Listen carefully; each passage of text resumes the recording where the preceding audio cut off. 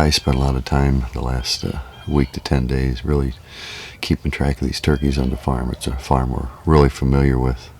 We've hunted a lot together over the last 10 years, but we've never gotten a double, so we're trying to set this up to see if we can't pull off the double.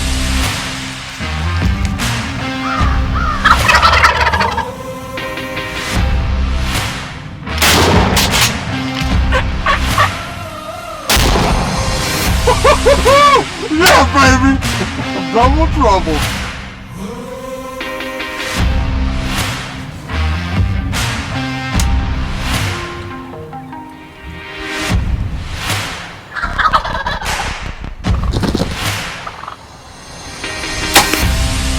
That happened really fast. Couldn't be happier.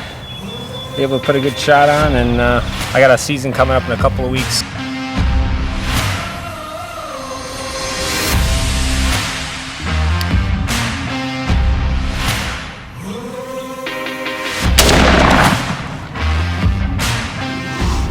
That's why it's my favorite spot. Man, that was awesome. So today I decided to put the decoys up closer to the fence, and it worked like a charm. He came right through onto my side and gave me an easy 20-yard shot, and the rest is history. April the 3rd, and got my first bird of the year. Well, us three stooges just got in the blind, and I think we got in clean. We didn't hear any turkey spook or any sign of life. So what we've got here is about an acre of alfalfa that's on top of this ridge. And it's been one of the best spots that I've ever turkey hunted. You ready? Remember 1, 2, 3, move. 1, 2, 3. Bang! Double.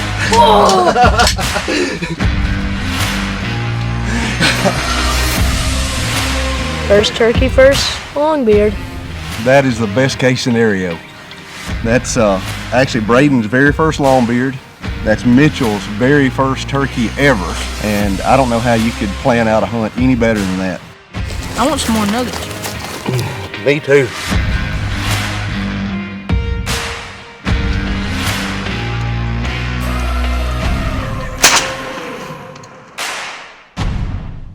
Welcome to third season, Illinois, and we just knocked down a bird this morning, right off the roost. Boy, it doesn't get much more fun than this.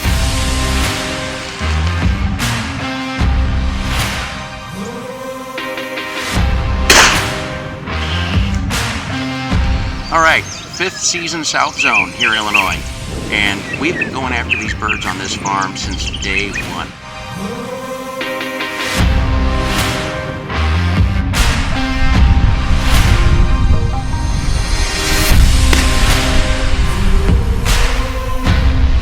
Late season success here in southeast Nebraska. Had a great hunt. Morning. It is the first day of turkey season down here in Kentucky. It's OPKU season. Katie's up to bat.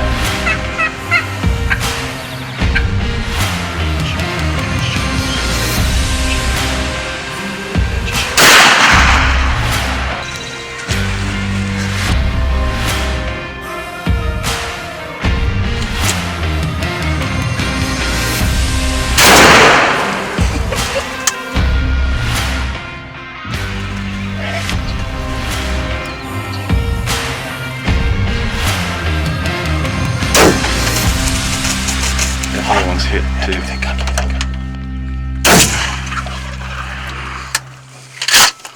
You know what that's called, Austin? That's called a double. We doubled, buddy. We got him. How cool was that? Hey, You want to go see the other one? Okay. Probably all three, at least 3-year-old birds. You got turkey, baby? Yeah. Good job, bud! We were just calling to let you know we'll let you go because we'll be home here in probably a half hour or so. Okay. Tell my bye, love her. Bye. Push your button. I love you. Love you, Mom.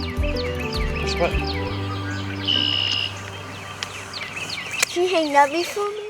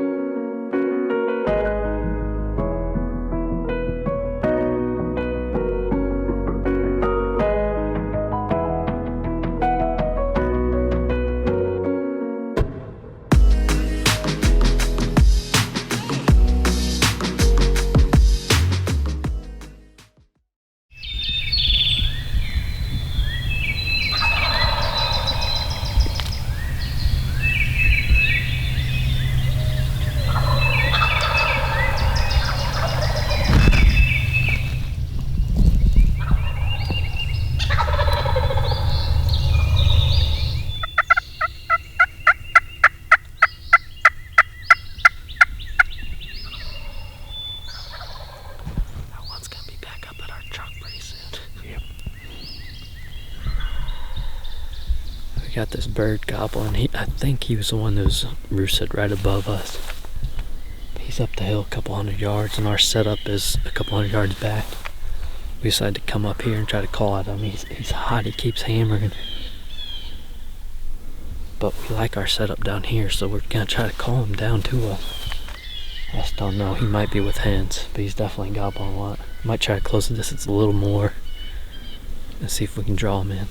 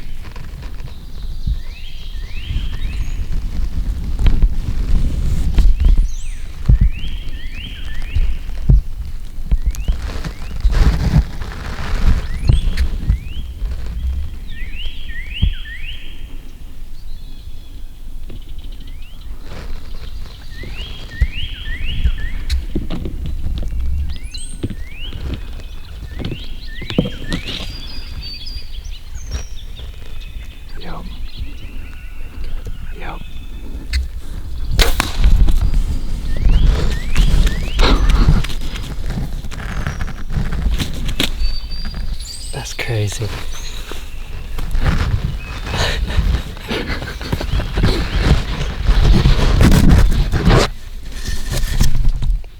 Smoked it, man.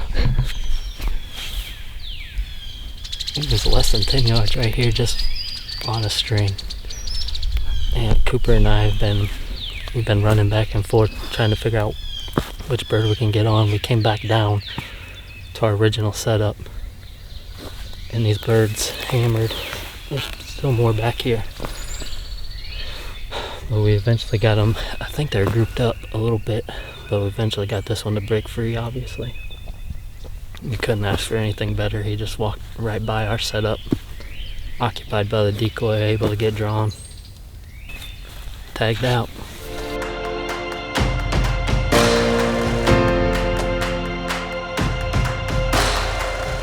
Another fun hunt this morning. You can hear that bird just hammering behind us. Unfortunately, I'm tagged out, don't have another tag, otherwise we'd be going after him too. But we had to move around a little bit. Eventually came back to the spot where we started, and we pretty good just coming in here blind and not really knowing where to set up. So another fun hunt with Cooper, and it was a fun spring. Looking forward to getting ready for deer season now. Jared's turkey hunt from this morning took place in the valley that's right behind me. And this is a spot that brings back a lot of memories for me. Over the years that I've owned this farm, I've seen so much deer activity down in that valley, but it's been so hard to hunt. I mean, there's been so many tempting opportunities to go down in there and put tree stands up, and then I almost always get busted. And it's just a never-ending process of educating deer down there. In fact, one of the hunts that I remember the best from down there, well, I shouldn't say the hunt, the deer that was living down there was a buck that I called the double G4 buck. He had about a 20-acre home range by the time he was the age I was hunting him most, which was age 6 and 7 for the deer. He went through a little bottleneck down in that valley, not 40 yards from where Jared shot that turkey, every single afternoon for at least a week in the end of October in 2012. I had trail camera pictures of him going through there at 4 o'clock, 4 o'clock, 4 o'clock. It would have been so tempting, and it was very tempting, to go down in there and put a tree stand up, because he was going through this little tube, we call it the tube, this little tube crossing on this ditch. But I knew that if I did that I was going to probably mess it up. It was going to be a one and done. I was either going to kill him, or he was going to pick up the fact that I was hunting him. And then this deer that was so visible and acting so killable would take a 180-degree turn in his personality and become so much harder to kill. So I stayed out of there and hunted him on the ridges nearby where the wind was more predictable, more controllable. I ended up killing him on, I think it was November 2nd or 3rd, about maybe 200 to 250 yards away from that narrow crossing that we call the tube. It's just an example for me of spots that you can't hunt. There are some places on every farm that you just should not hunt, no matter how tempting they are. It's sort of like the siren call. I can't remember what the Odyssey maybe was that book, and the sirens would call the sailors to their death on the rocks. All that deer sign down in these valleys just calls you to your death as a deer hunter, because you get in there and the wind swirls. Even getting to and from those spots is really tough because you're having to go past bedding areas. So just avoid some of these super tempting spots, and that's actually going to make your season more productive. It's going to last longer. You're going to have more opportunities to kill some of these deer rather than going for the one and done.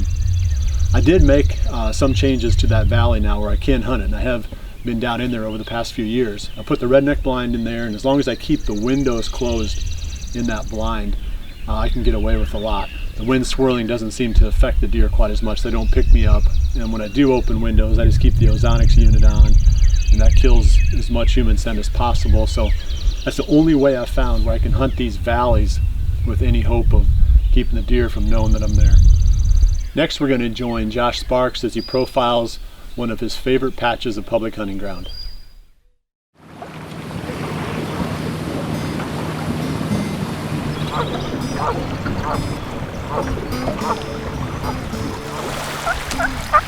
Well, good morning, guys. Today's April 26th, and myself and my friend Collins are out here doing a little bit of turkey hunting this morning on a piece of public close to home. This is actually the same piece of public that we hunted in 2017. You know, that was when I was first starting to familiarize myself with hunting public land, and over the last few years, you know, I've kind of developed a system that's worked for me. It's at least given me some opportunities and allowed me to encounter some pretty nice deer. And that leads me to my first point of, you know, finding a place to hunt, and that's entry and access. On this piece particularly, we use a boat to access. We slip in through these big coves, and then we'll go up these little valleys, and that typically can place us right on top of these oak flats, you know, right where they pinch down. That's actually what we're doing right now for this turkey that's gobbling up here, but this is the same oak ridge that we ran cameras on this past year, and there's a really big 10-pointer that Collins and I have a couple years of history with. Our buddy Caleb was hunting him too, but we found his match set back in 2017, and then 2018 we filmed him past summer, multiple pictures of him during October and November. We're actually gonna get after this turkey now. We got these tom tracks leading right up on top of that oak ridge, but once we get up there, we'll cover a couple of the things we're looking for up there. But hopefully he keeps gobbling, and we'll see you then.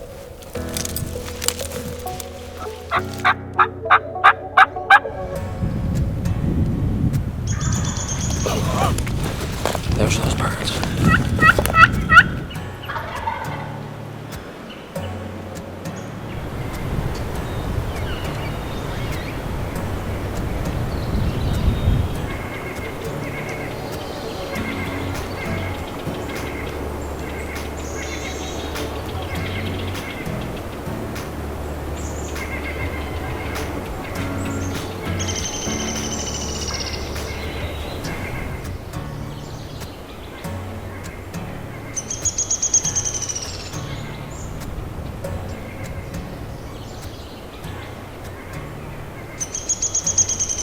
All right, guys, it's about 11 o'clock, and Collins and I just got done working on that bird, and we got our butts whooped, unfortunately. The plan worked out exactly how we were hoping. We used that cove, snuck in here at the boat, went up this ditch, and you know, like I talked about, this is exactly how we access for deer hunting.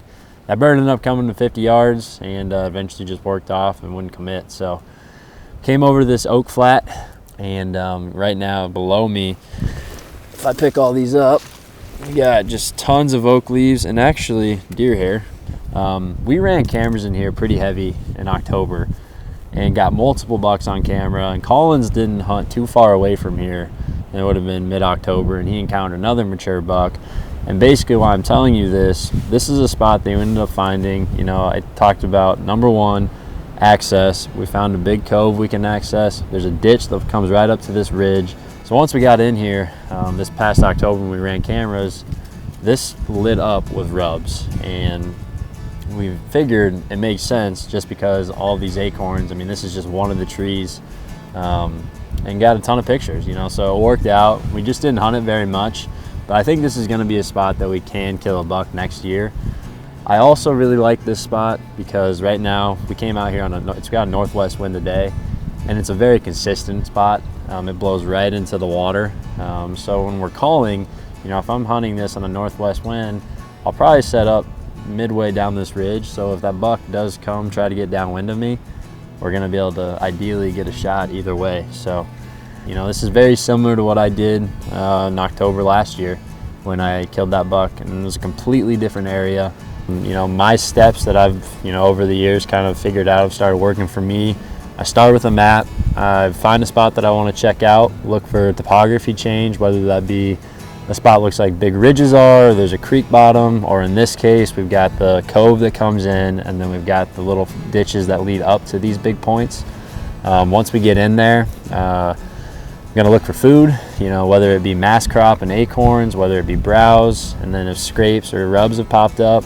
And then obviously running cameras was huge for us, and that's been part of my strategy. We did run the Cuddy Link system on this particular ridge actually this past fall, and you know, it was really slick just because we put the home camera, you've heard Jared talk about it a number of times, you know, it does a daisy chain. So we ran cameras through this entire ridge and peninsula, and we were able to check it down in the cove. We never even had to step foot up here, and that's what gave us the intel that the bucks were really starting to use this heavy. And really is going to lead into one of the decisions why I'm going to hunt here quite often this coming fall. You know, I did live 2 hours away this past fall, and you know, that's what we're going to be doing, is continuing to find more spots. You know, the more spots we can put in our back pocket, the better. I'm definitely looking forward to this coming fall. You know, talking about all this stuff is just getting me more and more excited. You know, reflecting on the pictures we were able to get here this past season. Really hoping to catch up with that Big Ten, but in the meantime, plenty of months until October 1st. So just going to spend it scouting, and we're going to continue turkey hunting here for the next couple of days, and hopefully get a bird down. But just looking forward to this coming season. Can't wait for it.